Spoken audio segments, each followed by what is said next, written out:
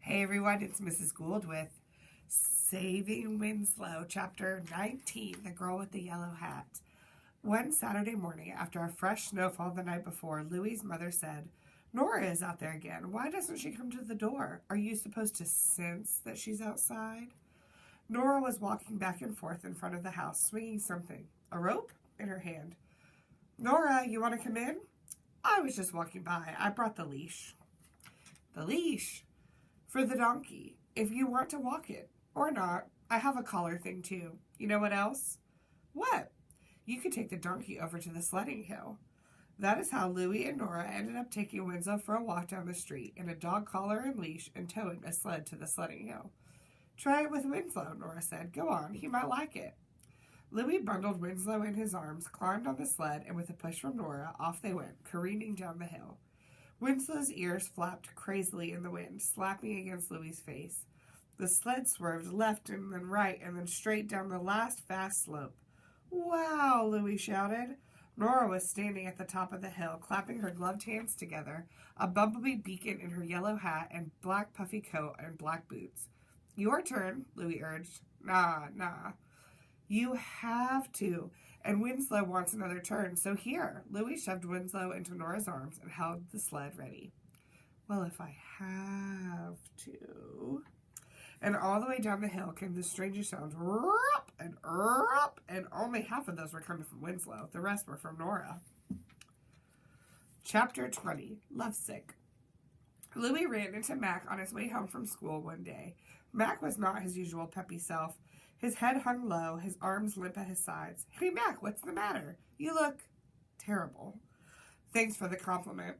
"Are you sick?" "Yeah, I'm sick." Mac placed both hands on his chest. "Lovesick? I'm a goner." "Claudine?"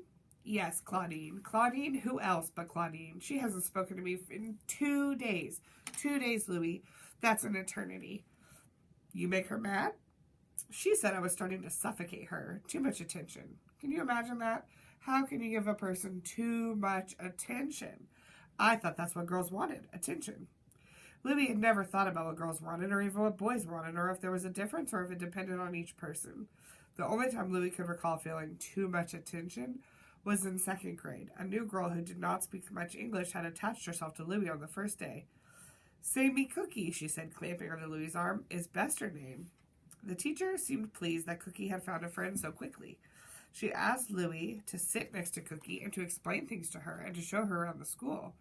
"Me?" he said. "Are you talking to me?" "Of course, Louie, I'm talking to you. Thank you for welcoming Cookie." From that moment on, Cookie did not leave Louie's side except when she or he went to the bathroom.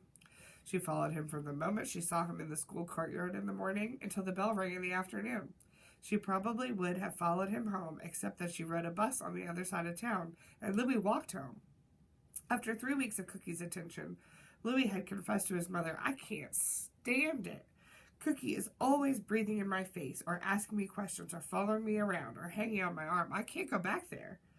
"Maybe you should mention to your teacher that you need a little break from Cookie." "How can I do that when Cookie is always there, latched to me?" "You'll find a moment, I'm sure."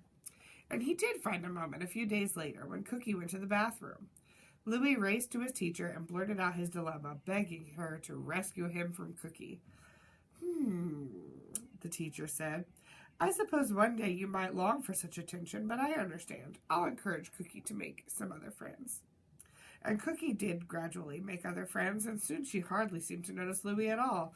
And although he felt relieved, he also felt puzzled. Didn't she like him at all anymore? Now, walking home with Mac, who was lovesick for Claudine, Louie said, "Oh, leave her alone for a few days and see what happens. Maybe she'll miss you." "When did you get so wise?" Mac asked, giving Louie a shove. "Maybe it's from hanging around Winslow. Come on, come see him. He'll make you laugh." Winslow stumbled into their arms and flopped his floppy lips, and Mac left. He was laughing.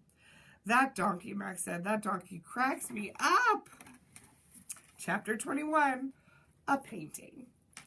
Above Louie's bed hung a painting, or rather a copy of a painting, of a boy tugging on a rope tied to a calf who was resisting being led.